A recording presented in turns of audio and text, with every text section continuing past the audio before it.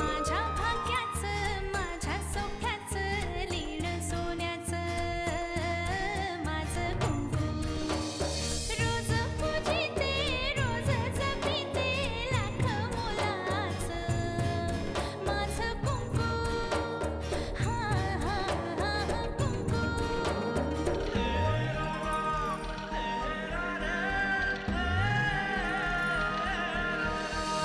मन माझे घर झाले त्याचे मोर स्वप्नाचा दारी नाचे शब्द त्याचे अमृताचे स्पर्श त्याचे चांदण्याचे त्याच्या श्वासाचे त्याच्या डोळ्याचे गुज सांगते माझं कुंकू हा हा हा कुंकू हा हा हा कुंकू आई म्हणत होती की तू फार विचित्र वागतोयस म्हणून. कुठे गेला होतास तू? इथे किती कामं पडली आहेत माहितीये? सगळी कामं आजच निपटणार आहे मी. देवाने गप्प बसलं तर चालतं, पण देवपदी बसल्यावर खोटं नाही बोलता येत. यापेक्षा वेगळ्या भाषेत मी तुला नाही सांगू शकत. तुला सांगितलं खाली उतर, खाली उतरता येत नाही. काढ्या सगळं. इतके दिवस दुःख होतं पण तुम्ही माझ्या बरोबर होतात. आता सुख मिळणार आहे पण तुम्ही दूर जाल अशी भीती वाटते. तुम्हाला वाटतंय ते तुम्ही करा, मी पण बघतो हे लग्न कसं होतं ते.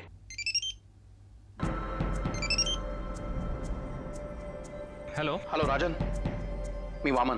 हा वामन साहेब. ऐक हे बघ, तुझ्यात जर लढायची हिंमत असेल ना तर मी तुझ्या बाजूने आहे. मला माहित नाही तुला माझा किती आधार वाटतो, तुझा माझ्यावर किती विश्वास आहे, पण माझा ऐकशील तर हीच वेळ आहे. जानकीला घे आणि पळून जा. वामन साहेब, मी तिला पळून आता पण घेऊन जाईन. हो पण काय, तू आता पळून जाण्यासाठी सुद्धा मुहूर्त वगैरे बघणार आहेस का? वामन साहेब, माझी आई त्यांच्या ताब्यात आहे. ते असं काय? डोंट वरी, आईला मी काहीही होऊ देणार नाही. तू आईची काळजी करू नकोस. पण माझा ऐक, हीच वेळ आहे. जानकीला घे आणि पळून जा. पळून जा या कचाट्यातून. अरे तुमच्या दोघांच्याही आयुष्याचा प्रश्न आहे. लक्षात ठेव, पळून गेलास तर तुझं भलंच होईल.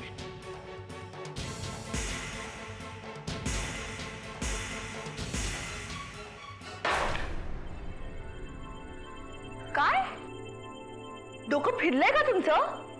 सकाळपासून काय आरामापट चालली आहे? मग काय करू? काय करू?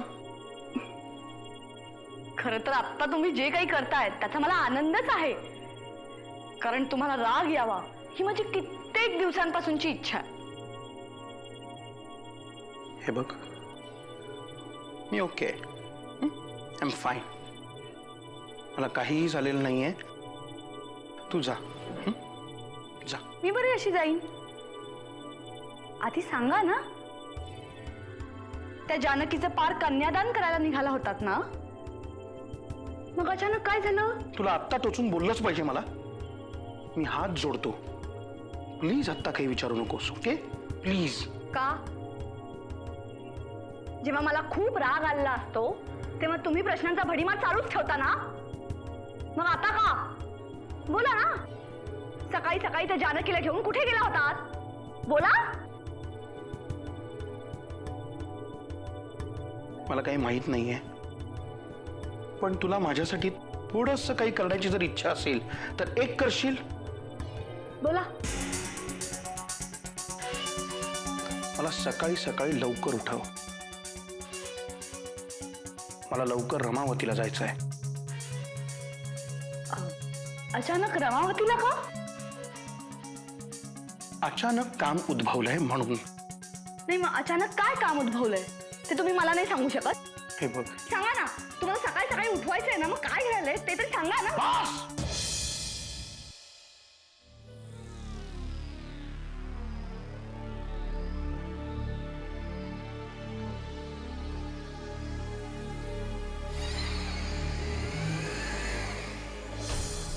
समारंभ आहे. उद्या हळदी समारंभ आहे. राजनला उद्या संध्याकाळी उचला आणि आपल्या इंदोरच्या गेस्ट हाऊसवर पोहोचवण्याची व्यवस्था करा. यायला काकू केली तर बेशुद्ध करा. जास्त मारहाण करू नका. ठीक आहे, पण समजा मारहाण करावी लागली तर? तशीच वेळ आली तर आपण काही करू शकतो. पण निवडणुका तोंडावर आल्यात, छोटी सुद्धा चूक चालणार नाही. आणि हो, माझा फोन आल्याशिवाय कुठलीही ऍक्शन घ्यायची नाही. चला निघा. ठीक आहे, चल.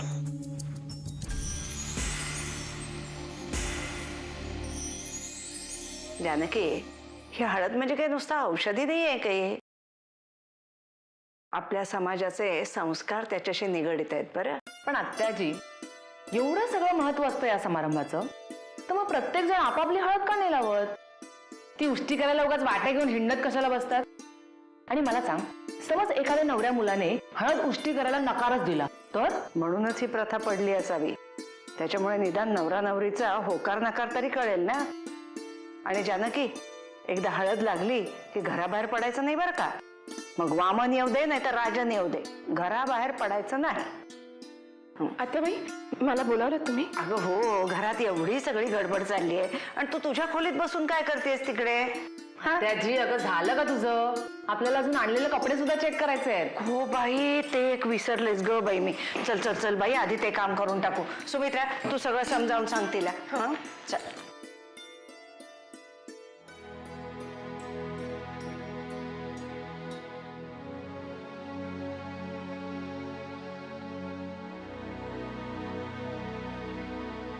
जानकी, तू अजूनही चिडलीस का ग माझ्यावर? नाही नाही, मी कशाला? उलट तूच माझ्याशी बोलत नाहीयेस.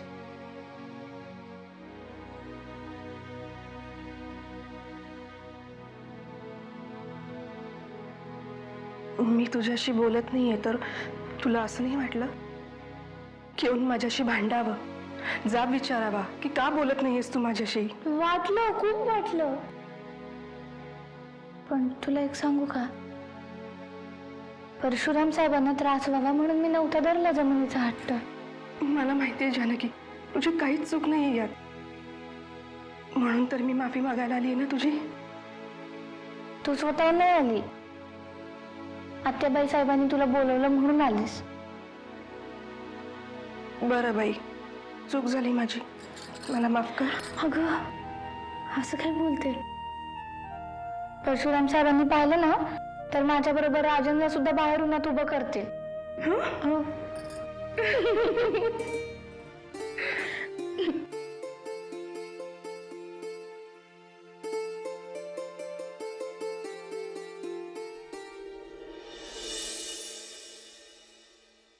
वामनराव,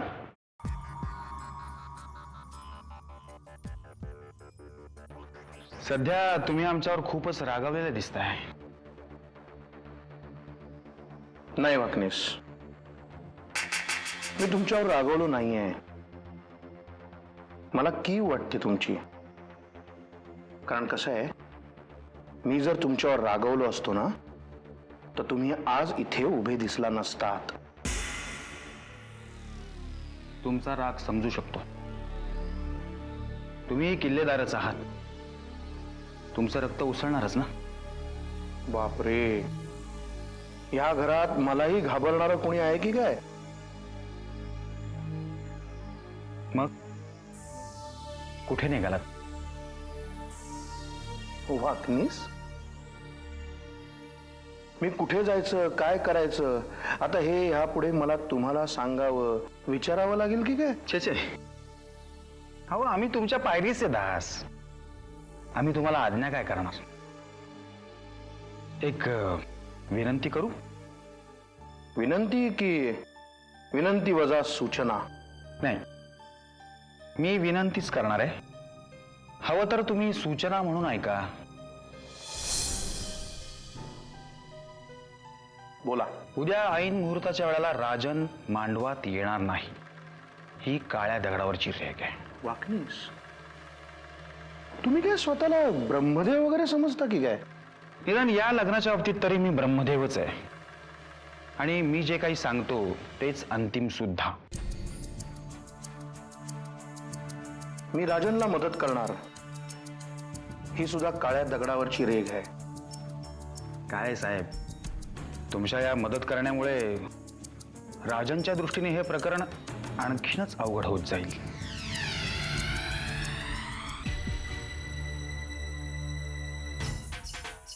वाकनीस, या देशात अजूनही कायदा, सुव्यवस्था अशा गोष्टी आहेत. काय साहेब, अहो गेली 60-62 वर्ष संपूर्ण देश हीच सुव्यवस्था शोधतोय. तुम्हाला सापडली तर कळवा मला. कळवीन. लवकरात लवकर तुम्हालाच कळवीन. आणि लक्षात ठेवा, तेव्हा मी एकटा नसेन, अजून बरेच जण माझ्या बरोबर असतील. साहेब, राजन हा एक चांगला मुलगा आहे. त्याला कुठल्याही प्रकारची शारीरिक इजा होऊ नये हीच माझी इच्छा आहे. पण तुमच्या या लुडबुड करण्यानं मात्र. बापरे, तुम्ही काय मला भॉक करून घाबरवत आहे की काय? वाकनीस हा वामन किल्लेदार बिडस्त असेल, नेभळट नाही. फार उडू नका, पाडावं लागेल.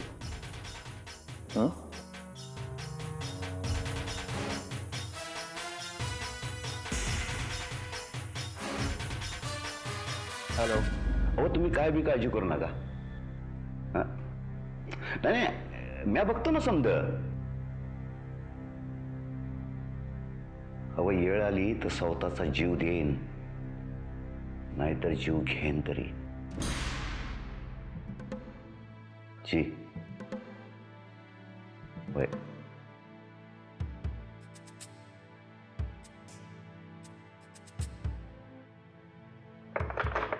आवा, किल्लेदार साहेबांकडनं बरंच सामान आलंय. माझ्यासाठी नवं लुगडं, तुमच्यासाठी राजनसाठी नवी कापडं. आज राजनला हळद लावून उष्टी करायची. ही बघा, हळदीची वाटी बी आली आहे. लेकरा, अरे कुठे चाललास? सुभान काका, मी जरा बाहेर जाऊन येतो. अरे पोरा, तुला काय पाहिजे असेल तर मला सांग ना, आम्ही आणून देतो. जा जा. अहो, जाऊ दे की त्याला बाहेर, जरा पाय तरी मोकळं होतील. ये, तू गप्प बस. जा पोरा, आज जा. सुभान काका, माझं खूप महत्वाचं काम आहे, मी तेवढं फक्त करून येतो. हा,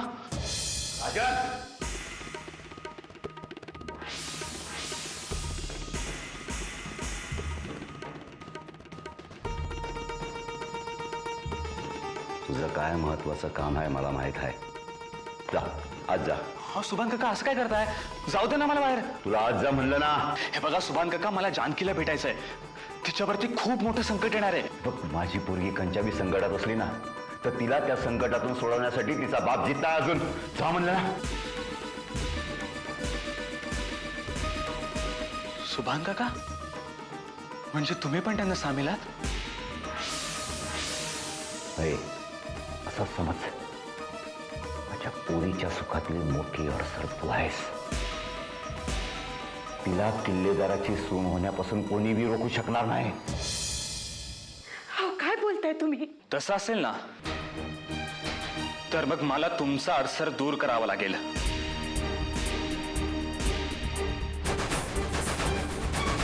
अडसर मला बी दूर करता येतो.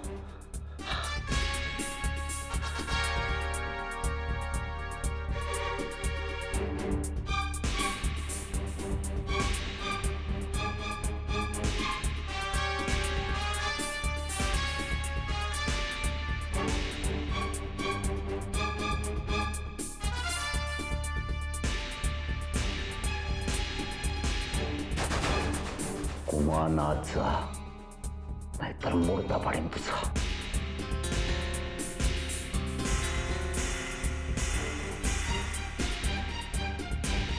सुभान काका, तुम्ही सुद्धा? आज जा म्हणलं ना तुला. सुभान काका, सुभान काका, सुभान काका, तुम्ही सोडा. राजन, आज चल चल. आज चल म्हणते.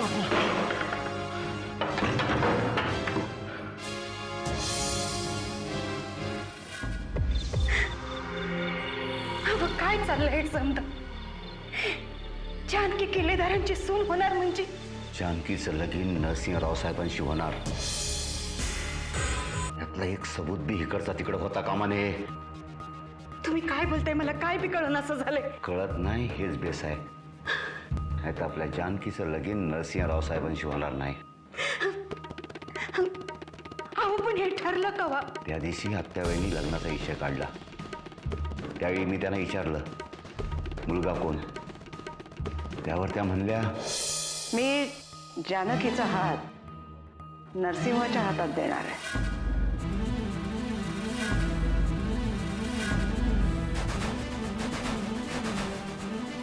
काय? नरसिंहराव साहेब? तुम्हाला आश्चर्य वाटणं साहजिक आहे. जानकीपेक्षा नरसिंह वयाने मोठा आहे. पण ही एक गोष्ट जर सोडली तर या लग्नाने तुमचा कुठलाही तोटा होणार नाही. झालाच तर फायदाच होईल. जानकी किल्लेदारांची मोठी सून होईल. तिच्या नशिबी कुबेराची श्रीमंती लिहिलेली आहे. सुभानराव, महाराष्ट्राच्या भावी मुख्यमंत्र्याची पत्नी होईल ती.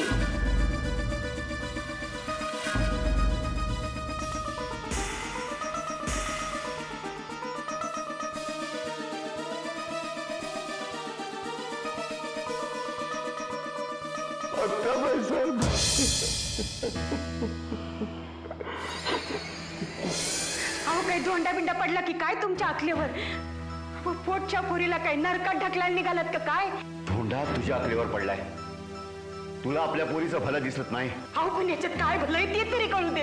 अगं रखमे, ज्या घरात नुसता नोकर म्हणून जरी राहिलो असतो ना तरी आपल्या आयुष्याचं भलं झालं असतं. अशा किल्लेदाराची सून होणार आहे माझी जानकी. अहो पण आपल्या राजांचं काय?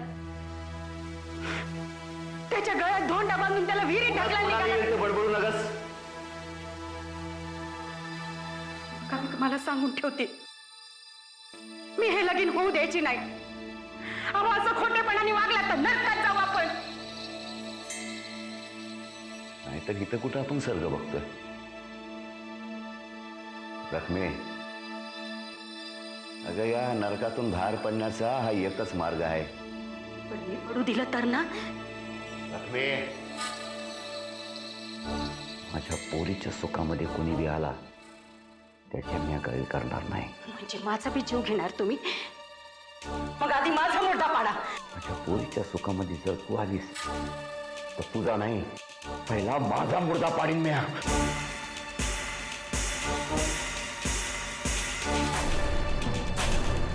मी या लग्नाच्या आडी येणार म्हणजे येणार. ठीक आहे.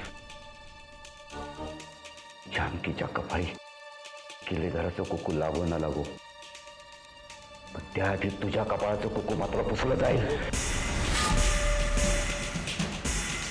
असं काय बोलताय तुम्ही? रखमे, तुला बी माहित आहे मी नुसता बोलत नाही तर करून बी धावतो.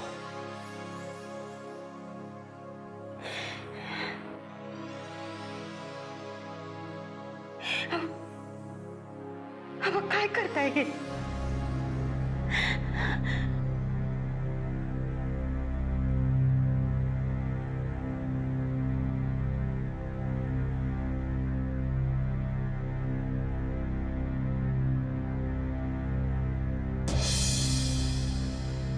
दारात किल्लेदाराचा माणूस उभा आहे, तेही त्याला हळद.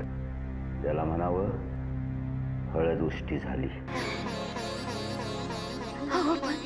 जा म्हणलं ना.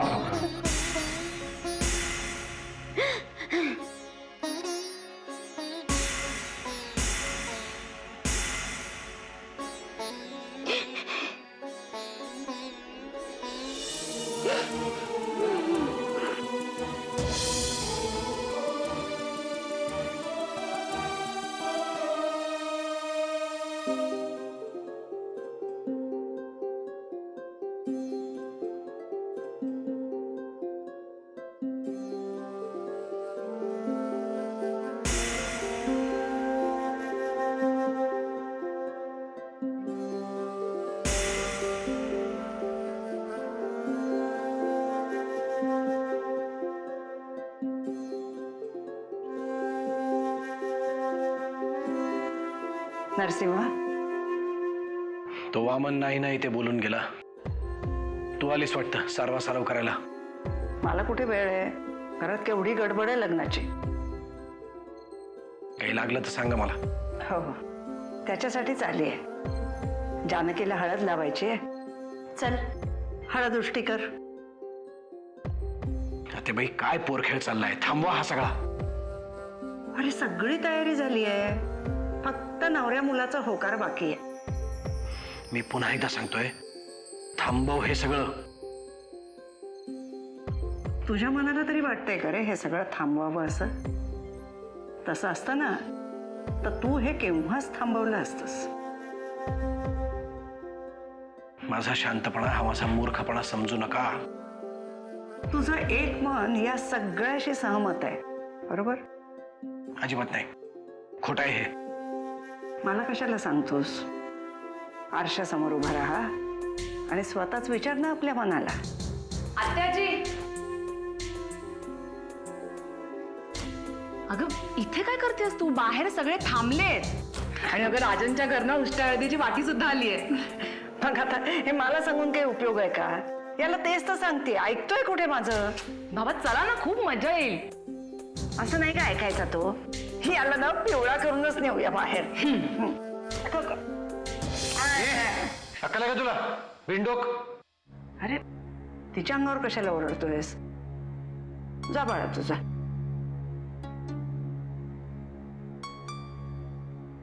कशाला रे उगीच चांगल्या दिवशी तिच्या अंगावर ओरडलास?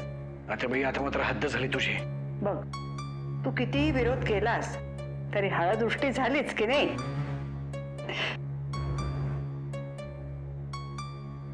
चला, माझं काम झालं.